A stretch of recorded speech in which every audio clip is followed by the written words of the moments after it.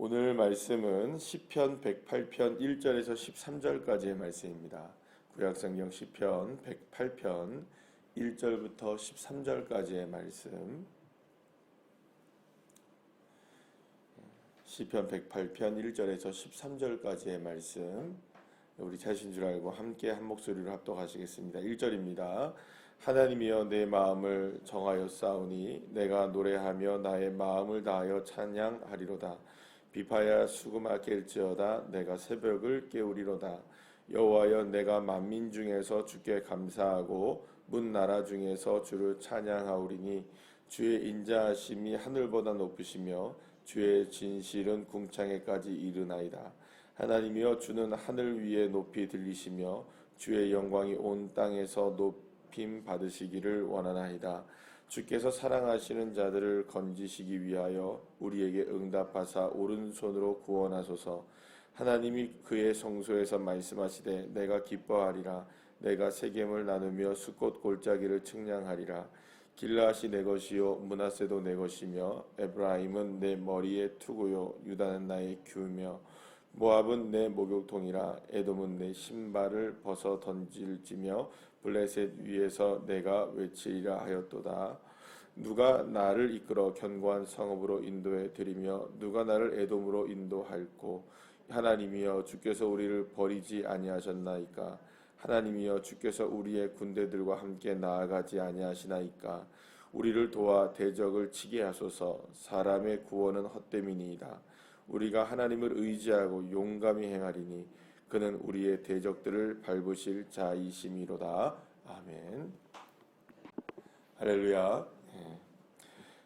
이제 성탄절을 어제 우리가 지내고 이제는 한 해를 마무리하는 시점에서 우리가 새벽 예배를 통해서 송년의 그 어떤 그 마음들 그리고 또 내년을 준비하는 그 마음들을 가지고 함께 말씀을 나누게 됩니다.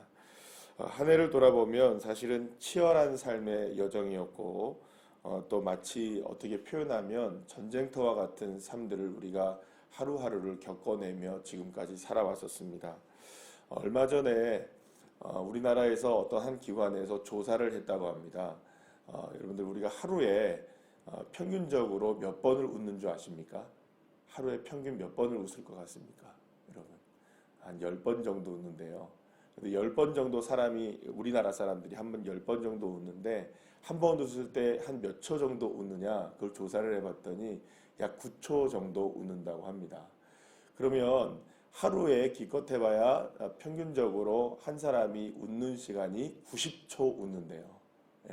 24시간 중에 채 1분 정도 웃는다는 겁니다. 그거를 만약에 80세를 우리가 살아간다고 쳤을 때에 시간적으로 우리가 따져본다면 우리의 평생 동안 우리가 웃는 시간이 고작 어느 정도가 나오느냐 약 30일 정도 나온답니다. 여러분들 이 이야기를 듣고도 웃지 않으시잖아요. 그죠?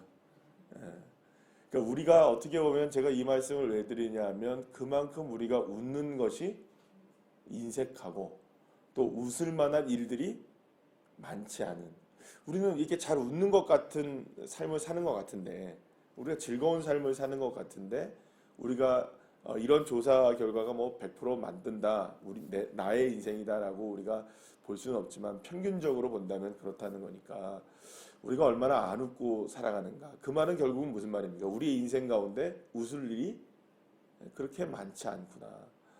뭐 TV 프로그램이나 좀 봐야 낄낄대고 깔깔대고 웃는 일들이 조금 있지. 우리의 인생 자체를 보면서 막 이렇게 웃는 일들이 그렇게 많지가 않은 것을 우리가 보게 된다면 결국엔 그 반대의 모습이라고 생각한다면 결국 어떤 일일까요? 우리의 인생 가운데서는 인상 쓰고 신경 쓰고 또 찌푸리고 긴장하고 두려워하고 어떤 슬퍼하고 놀랄만한 그런 일들이 훨씬 더 많은 인생들이 우리가 아닌가라는 생각을 해보게 됩니다.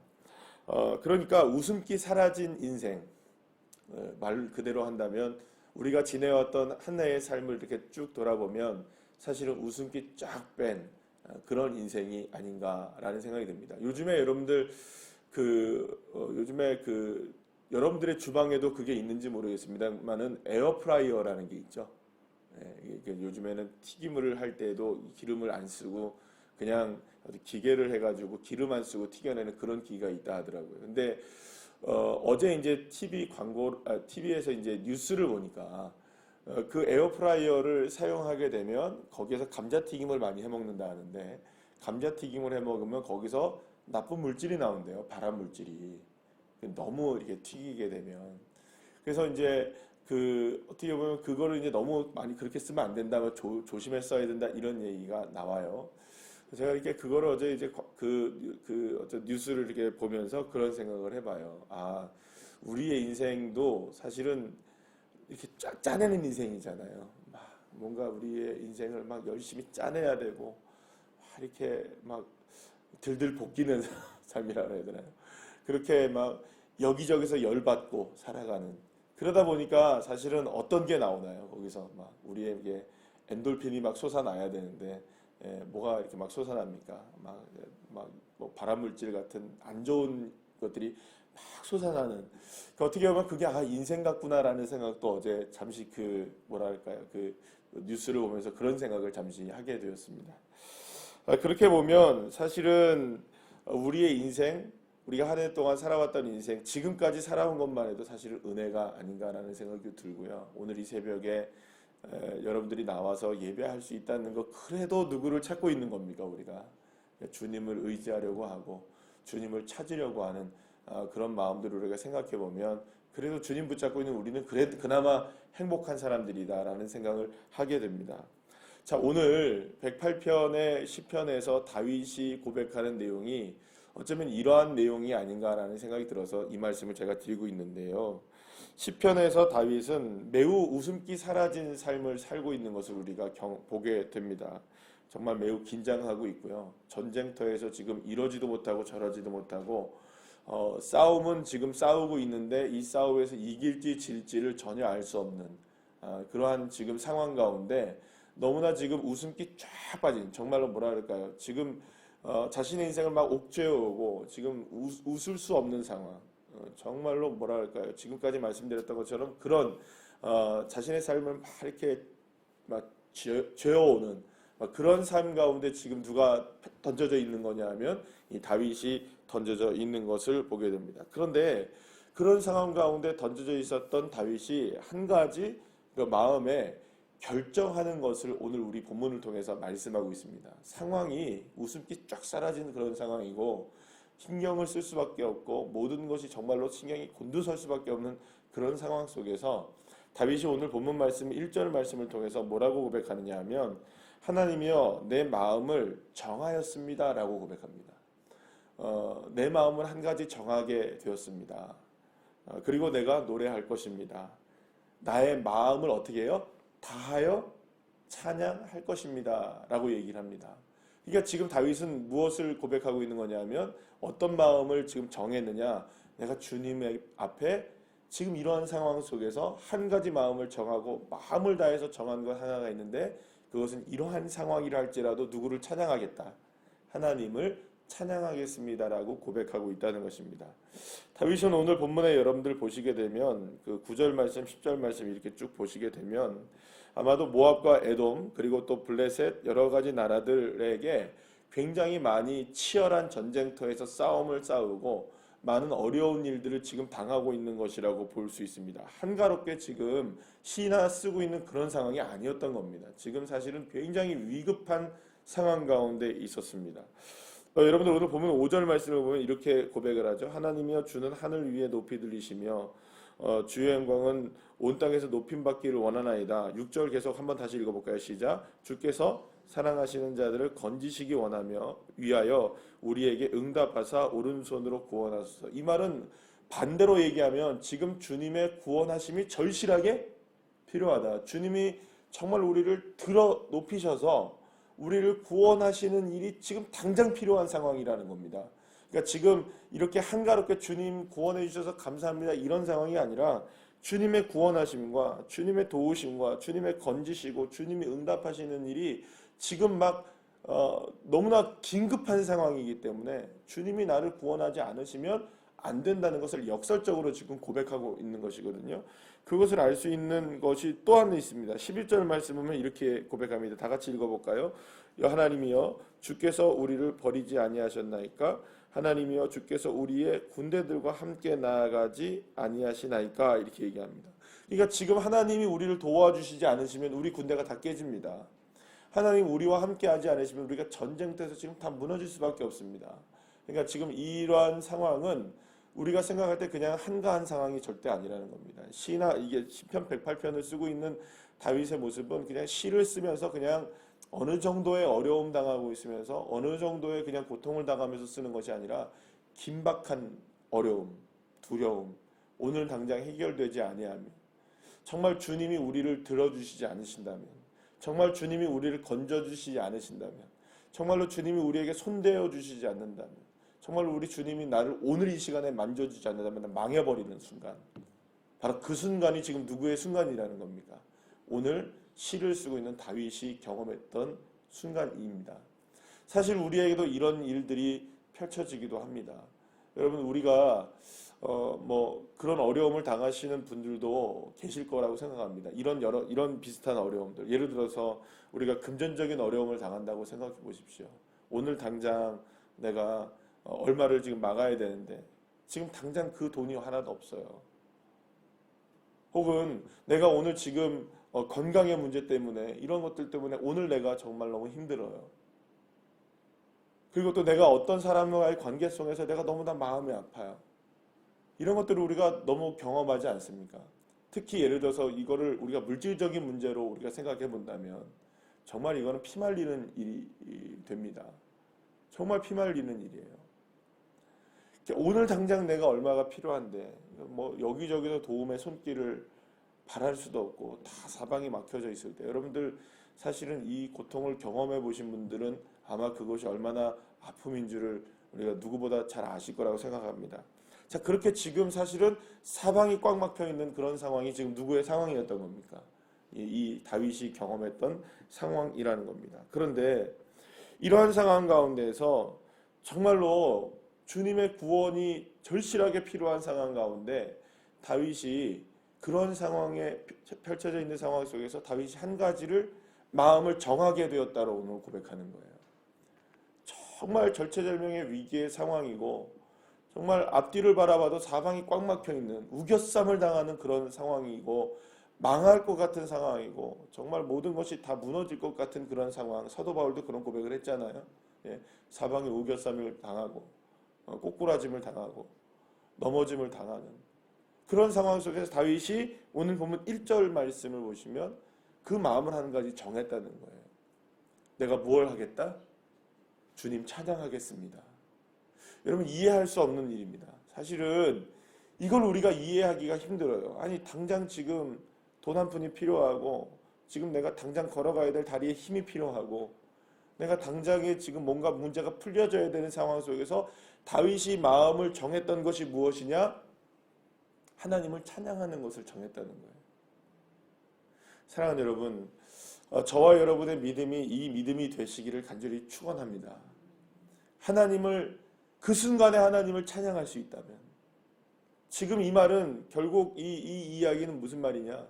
이러한 상황 가운데 다윗이 고백한 것과 같이 우리가 정말 주님을 찬양할 수 있는 믿음이 된다면 그것이야말로 주님의 가장 큰 도우심을 받는 길이 열려지게 되는 여러분 주님이 우리를 결코 외면하지 않으신 줄 믿으시길 바랍니다.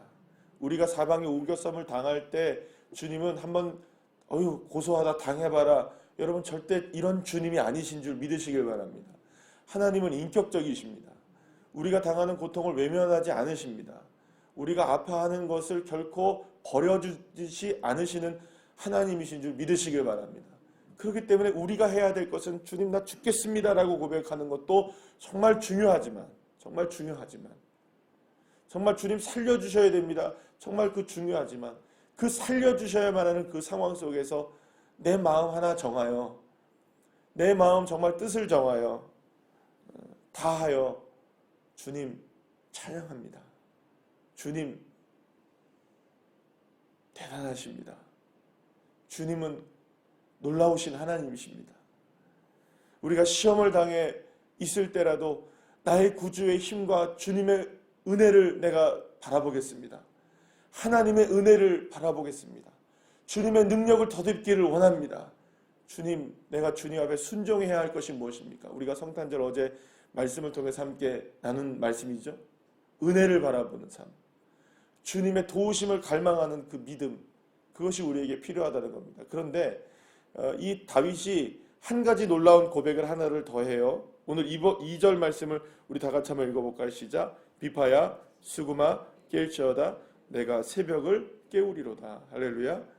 새벽을 깨우리로다 라는 말은 새벽 예배 나온다는 말, 물론 요즘 시대 이런 말로 이렇게 해석할 수도 있겠죠. 여러분들 새벽을 깨운 줄 믿습니다. 새벽을 깨운다는 말은 어떤 의미를 가지고 있을까요, 여러분? 새벽을 깨운다. 새벽에서 우리는 다 잠자는 시간입니다, 새벽에. 근데 새벽에 깨었어요. 그럼 이제 조금 있으면 무엇이 떠오릅니까, 여러분? 태양이 떠오르요. 얼마 전에, 며칠 전에요. 어제 그제인가 보다. 어제 그제 제가 여기서 아침에 이제 기도하고 이제 말씀도 준비하다가 한 7시 반쯤 돼서 나갔어요. 근데 며칠 전에 여기 여러분들 우리 교회 앞에 여기 도로 있잖아요. 바로 앞에 여기 그 도로가 일출이 딱 뜨면요 너무 멋있는 도로입니다. 여러분들 7시 한 30분쯤 돼서 여기 와보세요 한번. 한 38분쯤 되면 되는데요. 어떻게 보이냐면요. 도로가 쭉 보이는데 거기 바닷가가 보이잖아요. 끝에. 별로 신경 안 쓰고 살아요 우리가. 그죠? 그런데요. 이 도로에서 쭉 보면 바로 바닷가가 보입니다. 끝에 끝자락에. 바닷가가 보이진 않은데 거기 하늘이 이렇게 보여요. 근데 거기서 태양이 딱 오르면 이 골목 사이에 태양이 딱 있어요. 그 안에. 이거 안 보신 분들은 몰라요. 7시 38분쯤 해가 뜰 때 겨울에 멋있습니다. 이 말은 무슨 말이냐면 새벽을 깨운다는 말은 동해에서 떠오르는 태양을 본다는 겁니다. 여러분 밤을 지냈어요. 어두컴컴한 밤입니다. 모든 것들이 다 숨을 죽입니다. 모든 것들이 두렵습니다. 모든 것들이 정말로 다 어렵습니다. 칠흑 같은 밤입니다. 한 치 앞도 볼 수 없는 상황입니다. 그런데 시인이었던 다윗이 뭐라고 하냐? 내가 마음을 정하여 주님 내가 새벽을 깨우며 주님을 찬양하길 원합니다. 라고 말했던 것은 그 어두움을 뚫고 태양이 떠오르는 것과 같이 그 태양이 떠오르는 것과 같은 그 주님의 떠오르심을 내가 바라보며 내가 이 새벽의 그 어두운 순간에도 누구를 찬양할 것이다. 주님은 반드시 나를 향하여 얼굴 빛을 비춰주시고 은혜를 베풀어 주시고 평강을 주시고 복을 주실 것입니다. 이 믿음을 가지고 내가 새벽을 깨우며 주님이 나를 위해서 일어나시는 그 주님, 나를 향하여 구원의 역사를 베푸실 그 주님, 그 주님을 향하여 내가 일어나 깨어 있겠습니다라는 그 다짐이 새벽을 깨우리로다라는 말씀을 통해서 이렇게 고백되어지고 있는 것입니다. 사랑하는 여러분, 주님은 반드시 일어나십니다. 믿음의 자녀들을 향하여 반드시 역사하십니다. 우리의 영혼이, 우리의 심령이 그 주님을 향하여 일어나 있을 때, 그 주님을 향하여 깨어 있을 때, 그 주님을 향하여 찬양할 수 있을 때, 그때 주님은 비로소 우리에게 역사하시기 시작하시는 겁니다. 한 해를 이렇게 돌아보면서 여러분 이제 또 새해를 우리가 바라보고 있잖아요. 그럴 때 오늘 하루의 여러분들의 삶을 쭉 생각해 보면서 하루를 살아가시면서 그런 묵상이 있었으면 좋겠습니다. 그 어려운 순간순간들을 지내오기 하신 하나님을 찬양하시기를 축복합니다. 사방이 막혀 있어도 찬양하십시오. 그리고 또 문제가 해결이 여전히 안 돼서 우리의 삶에 많은 어려움이 있다 할지라도 주님이 떠오르실 것을 내가 믿습니다. 주님이 나를 향하여 은혜를 베풀어 주실 것을 믿습니다. 새벽을 깨워서 새벽에 동을 터서 어둠을 물리쳐 주시고 빛으로 다가오실 주님을 기대하겠습니다. 이 믿음으로 올 한 해를 잘 마무리하고 또 2020년도를 믿음으로 잘 계획하여서 하나님 앞에 영광 누리는 믿음의 자녀들 되시기를 간절히 축원합니다. 기도하시겠습니다.